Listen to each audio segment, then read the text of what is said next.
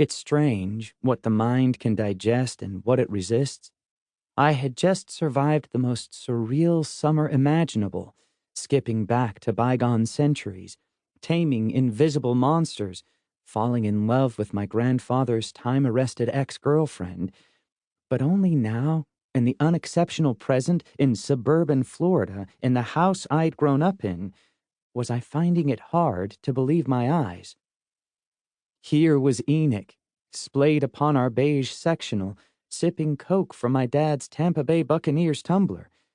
Here was Olive, unstrapping her lead shoes to float ceilingward and ride circles on our fan. Here were Horace and Hugh in our kitchen, Horace studying the photos on the fridge door, while Hugh rustled for a snack.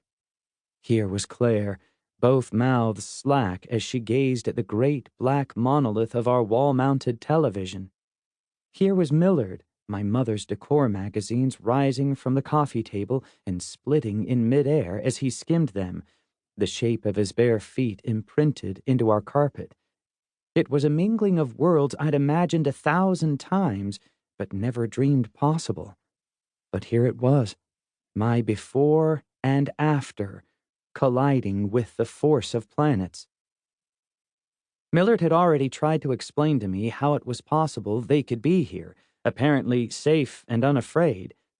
The loop collapse that had nearly killed us all in Devil's Acre had reset their internal clocks. He didn't quite understand why, only that they were no longer in danger of sudden catastrophic aging if they stayed too long in the present.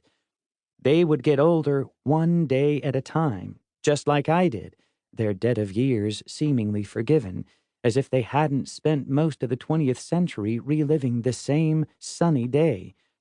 It was undoubtedly a miracle, a breakthrough unprecedented in peculiar history, and yet how it had come to be was not half as amazing to me as the fact that they were here at all.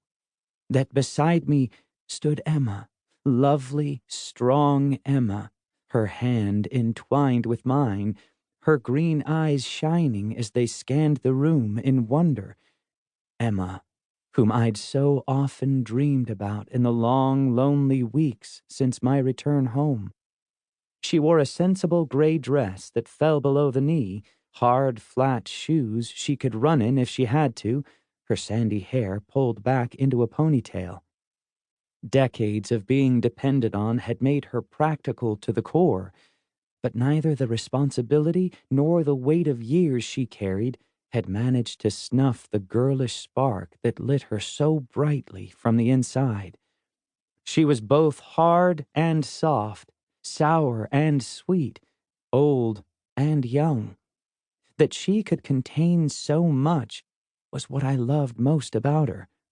Her soul was bottomless. "Jacob?" She was talking to me. I tried to reply, but my head was mired in dreamy quicksand. She waved at me, then snapped her fingers, her thumbs sparking like struck flint. I startled and came back to myself. "Hey," I said. "Sorry." "Where'd you go?" "I'm just—" I waved as if raking cobwebs from the air. "It's good to see you, that's all." Completing a sentence felt like trying to gather a dozen balloons in my arms. Her smile couldn't mask a look of mild concern. "I know it must be awfully strange for you, all of us dropping in like this. I hope we didn't shock you too badly." No. Well, maybe a little." I nodded at the room and everyone in it. Happy chaos accompanied our friends wherever they went. "You sure I'm not dreaming?" "Are you sure I'm not?" She took my other hand and squeezed it, and her warmth and solidness seemed to lend the world some weight. "I can't tell you how many times over the years I've pictured myself visiting this little town." For a moment, I was confused, but then, of course, my grandfather. Abe had lived here since before my dad was born. I'd seen his Florida address on letters Emma had kept. Her gaze drifted as if she were lost in a memory, and I felt an unwelcome twinge of jealousy, then was embarrassed for it. She was entitled to her past, and had every right to feel as unmoored by the collision of our worlds as I did. Miss Peregrine blew in like a tornado. She had taken off her traveling coat to reveal a striking jacket of green tweed and riding pants, as if she'd just arrived on horseback. She crossed the room, tossing out orders. "Olive, come down from there. Enoch, remove your feet from the sofa." She hooked a finger at me and nodded toward the kitchen. "Mr. Portman, there are matters which require your attention." Emma took my arm and accompanied me, for which I was grateful. The room had not quite stopped spinning.